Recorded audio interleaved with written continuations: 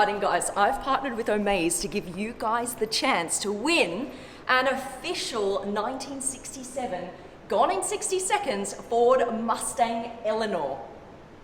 Plus, you get $20,000 in cash and shipping and taxes are included. To enter, go to this website right now, omaze.com/blondie. It's that easy. Type it in for your chance to win this baby. What is super cool is it has all of the details from the car Nicolas Cage drove in the movie. Check this out.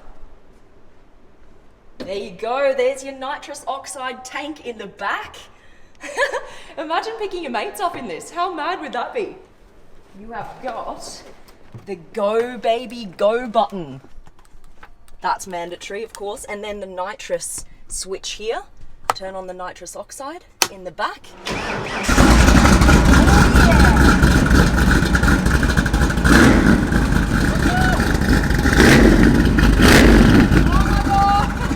This build is a little bit different than the one you could win. The one you could win is a fully updated, hand-built, licensed Eleanor from Fusion Motor Company. And that one's gonna have all the mod cons. So you're gonna get a navigation system and it also has an automatic transmission. Thank you to Omaze for sponsoring this video. Go to this link right now. It's omaze.com/blondie for your chance to win this car, a 1967 Ford Mustang Eleanor, officially licensed, all taxes and shipping included, plus $20,000 in cash. Go check it out. All right, guys, let's get straight back to it.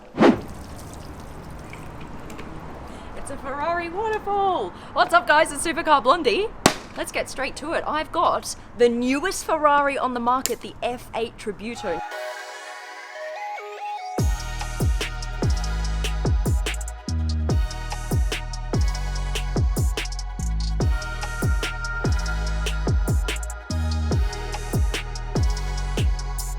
How can you tell that this is the newest Ferrari on the market? Number one, it has the Ferrari Waterfall. If you see that there's a massive chunk of hood missing out of the front of the car, this is one of those features that you can tell it's the newest on the market. This is actually called an S-duct. Okay, it goes all the way through and that helps with downforce. Number two, these headlights have been updated, the design. So they actually cut off here, whereas in the predecessor, they used to go all the way up here. Now, the predecessor is the 488 GTB. This basically replaces the 488 on the market, right? So the F8 is like the new 488. Right, number three, if you see this car passing you, how can you tell that it's the F8? It has 4 taillights here, okay, on the back, whereas the 488 only had 2. And number 4, it has these big vents that kind of curve around those taillights. So if you see all those things in combination, you know you're looking at the F8 Tributo. Right, take a look at this. Here's the engine, and I love that you can see straight in to this, and it's covered by this kind of plasticky, flimsy layer, but that's okay. What's most important is that we can actually see what we're working with. I love that. And so this is a 3.9 litre twin turbo V8, and it could actually be the very last twin turbo V8 that Ferrari ever brings to the market. Standard Ferrari key, all right, and we do that here. And then there's a little thingy me bob. Pull that up, and look what is in here. This is a plaque of all your optional extras that you have paid for. So basically this shows you how much cash you have splashed on this car. For example, you've got the Scuderia Ferrari logo shields, that's an optional extra, and the 20-inch diamond forged rims. So you can basically see there and remind yourself why you are now poor. You spend too much on damn optional extras. Let me show you what they are. So these are optional extras. These are the shields that it just pointed to in there. And also these are the diamond forged rims. There are a whole bunch of things that you can get added extra to this car, like any sports car or supercar. Look at this, you've still got this like old school key. I'm not sure why they still have that, because a lot of supercars today, modern supercars, do not have that, right? All right, let's go inside. This key has a nice little slot holder right there. That's always handy. What they've updated from the 488 is, for example, these air vents. There are a few different updates. So these ones now round like the F12. They've updated all of these little dials here and buttons. To me, this is a bit disappointing. It looks kind of bland. It's not very luxe, all of these buttons. For something that you're paying almost $300,000 for this car. $275,000 for entry basic model, and then all the added optional extras. I just feel like this is a bit basic to me, you know? I'm loving all of the carbon fiber detailing, but I'm sure that's an optional extra as well. All right, let's hear her, shall we? This is what the F8 Tributo sounds like. All right, head round the back as usual.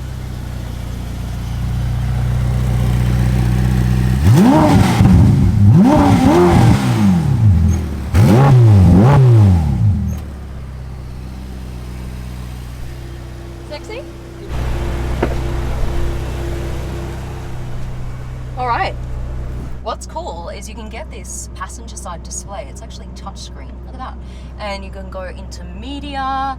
Look, if I'm playing the radio, you can see which station, but you don't actually have any control over it as a passenger, which is kind of annoying, I think. You can go into navigation and see where you're going. You can go into performance. I think that's probably the one that most passengers would keep it on.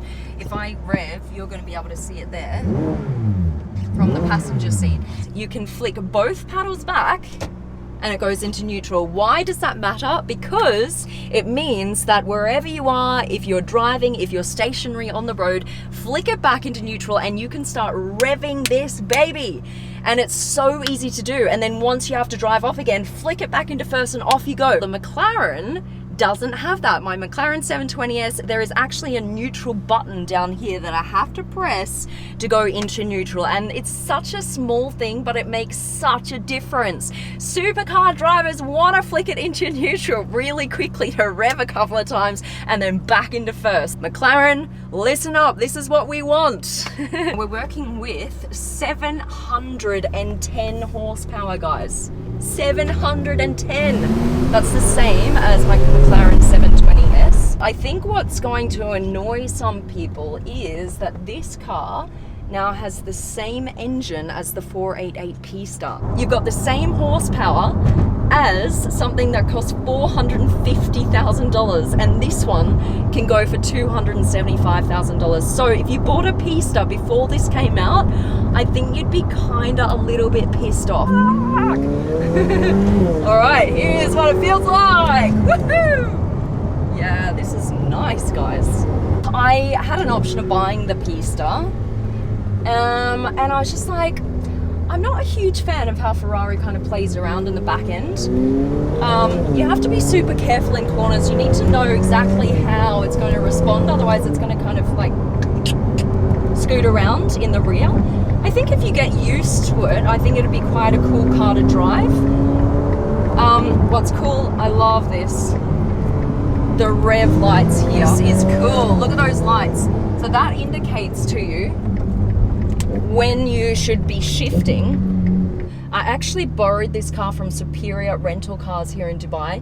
They actually are very impressive because they always have the latest cars on the market.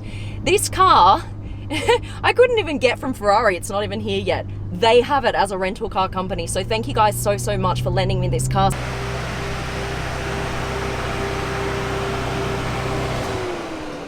That's it, guys. I hope you enjoyed the video. And by the way, I wanted to say a massive thank you to my YouTube family. You guys, we've just surpassed 4 million subs. That is crazy. Thank you guys so much. If you haven't subscribed yet, please subscribe. We have so many cool things happening. Right, what I'm gonna do now is at every video, at the end of each video, I'm gonna ask you a question. Please put your answers in the comments section. I'm gonna choose the best 3 comments and read them out with your handle. So you get a shout out on my next YouTube video, all right? So my question today is this: if you could name this Ferrari anything, absolutely anything, what would it be? Wrong answers only. Go crazy. All right, guys, until next vid, love ya. We're out.